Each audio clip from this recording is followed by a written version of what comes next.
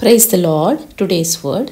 ఈరోజు వాక్యము ఆగస్టు నెల 24వ తారీఖు 2024.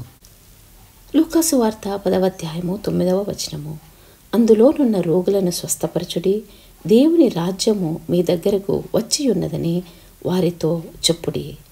క్రీస్తునందు ప్రియమైన సహోదర సహోదరులారా, ఈ వారమంతా సోమవారం నుండి శనివారం వరకు నేను స్వస్థత గురించే మాట్లాడి ఉన్నాను. నేను ఒక పెద్ద యూట్యూబర్ను కాదు, నాకు అనేక వేల మంది సబ్స్క్రైబర్స్ లేరు, లేదా చాలా వ్యూస్ వస్తాయి అని కూడా లేదు. కాకపోతే ఈ వాక్యం ద్వారా మినిమం ఒకరిద్దరు స్వస్థపరచబడినా చాలు అన్న ఉద్దేశంతో పంచుకున్నాను. ప్రభు కృప వల్ల ఆ ఒకరిద్దరిలో నేను కూడా ఉన్నాను. నా వాక్యం నాకే పనిచేసింది. ఆ నమ్మకంతోనే నేను ఈ వాక్యాన్ని ప్రారంభించి ఉన్నాను.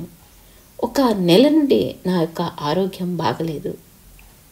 చాలా బాధపడుతున్నాను, ప్రార్థిస్తున్నాను, అయినా ఫలితం కనిపించడం లేదు.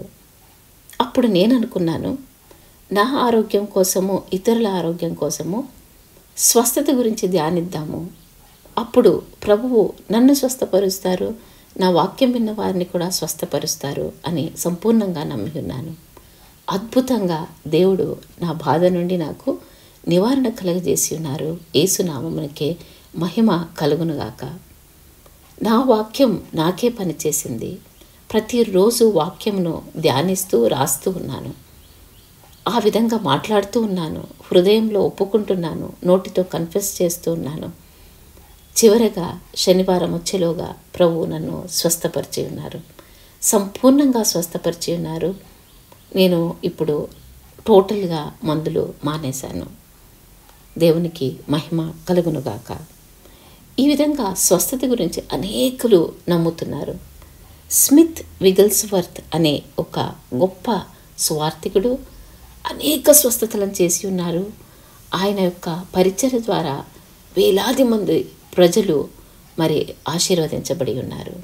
ప్రతి శనివారం నేను ఒక దైవ సేవకుని గురించి మాట్లాడుతున్నాను, లేదా సేవకురాలి గురించి మాట్లాడుతున్నాను, లేదా సంఘ సంస్కరణ చేసిన ఒక గొప్ప వ్యక్తి గురించి కానీ, లేదంటే మనుషులకు సహాయం చేసిన ఒక మహానుభావుల గురించి కానీ మాట్లాడుతున్నాను. ఈ వారం కూడా మనము ఒక గొప్ప దైవ సువార్థికుడు, అనేకులకు స్వస్థత కలిగేటట్లు ప్రార్థన చేసిన ఒక గొప్ప మహనీయుని గురించి మాట్లాడుకుందాం. ఆయన పేరే స్మిత్ విగిల్స్వర్త్. ఈయన 1859వ సంవత్సరం జూన్ నెల 10వ తేదీన జన్మించారు. 1947వ సంవత్సరం మార్చి 12న ప్రభు దగ్గరకు పిలువబడ్డారు. ఈయన పెంటెకోస్టలిజం యొక్క ప్రారంభ చరిత్రలో ప్రభావవంతమైన బ్రిటిష్ సువార్థికుడు. విగిల్స్వర్త్ పరిచర్య సమయంలో దైవిక స్వస్థత గురించి అనేక సాక్ష్యాలు ఉన్నాయి. వీటిలో కణితి నుండి అంటే ట్యూమర్ నుండి స్వస్థత పొందిన స్త్రీ, క్షయ వ్యాధి నుండి అంటే టీబీ నుండి స్వస్థత పొందిన స్త్రీ, వీల్ చైర్కు పరిమితమైన స్త్రీ నడవడం మరియు మరెన్నో ఉన్నాయి. అతని భార్య పోలీతో సహా మృతులలో నుండి అనేక ప్రజలు లేపబడ్డారని నివేదికలు కూడా ఉన్నాయి. చాలామంది యేసుక్రీస్తు ద్వారా అతను క్యాన్సర్ను నయం చేశారని చెప్పారు. విగిల్స్వర్త్ క్యాన్సర్ను జీవించే దుష్ట ఆత్మగా అభివర్ణించాడు మరియు అనేక వ్యాధులకు సాతాను మూలం అని నొక్కి చెప్పాడు. అతను యుఎస్, ఆస్ట్రేలియా, న్యూజిలాండ్, దక్షిణాఫ్రికా, స్వీడన్, పసిఫిక్ దీవులు, భారతదేశం, సిలాన్ అంటే శ్రీలంక మరియు ఐరోపాలోని అనేక దేశాలలో అంటే యూరోపియన్ కంట్రీస్లో సేవకునిగా పనిచేశారు. అతని ప్రసంగాలలో కొన్ని పెంటెకోస్టల్ మ్యాగజైన్లకు లిప్యంతరీకరించబడ్డాయి మరియు ఇవి 2 పుస్తకాలుగా సేకరించబడ్డాయి. Ever increasing faith and faith that prevails. Smith విగిల్స్వర్త్కు యేసయ్య నామములో 14 మంది చనిపోయిన వారిని లేపడం మరియు అతని ద్వారా అనేక స్వస్థతలను చూడడం అనేవి ఆపాదించబడ్డాయి. వాళ్ళ పని వాళ్ళు చేసి వెళ్ళిపోయారు. అంటే ప్రతి శనివారం నేను చెప్పే దైవ సేవకులు లేదా సంఘ సంస్కర్తలు వాళ్ళ సమయంలో వాళ్ళు చేయవలసింది చేసి వెళ్ళిపోయారు. ఇప్పుడు ఇంకా మన సంగతి ఏంటి? ప్రతి శనివారం నేను ప్రశ్నించే ప్రశ్న ఇదే. వాళ్ళంతటా వాళ్ళ పని చేసి వాళ్ళు వెళ్ళిపోయారు కదా, ఇప్పుడున్న మనం ఏం చేస్తున్నాం? ఇంకా మన సమయంలో మన వంతు కృషి మనం చేద్దాం.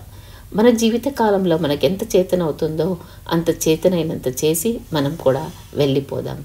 మనం తిరిగి ఈ లోకాన్ని విడిచి ప్రభు దగ్గరకు చేరే సమయంలో మనకు మిగిలేదే ఆస్తి. అదే ఆస్తి ఏమంటే మనం చేస్తున్న మంచి పనులు, మనకున్న రక్షణ. ఈ వారాంతం మీకందరికీ దీవెనకరంగా ఉండును కాక. రేపటి దినం ఆదివారం కనుక మీ లోకల్ స్థలంలో ఉన్న సంఘారాధనకు వెళ్ళి లోకల్ పాస్టర్ గారు చెప్పే వర్తమానాన్ని విని ఆశీర్వదించబడండి. మనం తిరిగి సోమవారం కలుసుకుందాము. దేవుడు మిమ్మును దీవించునుగాక.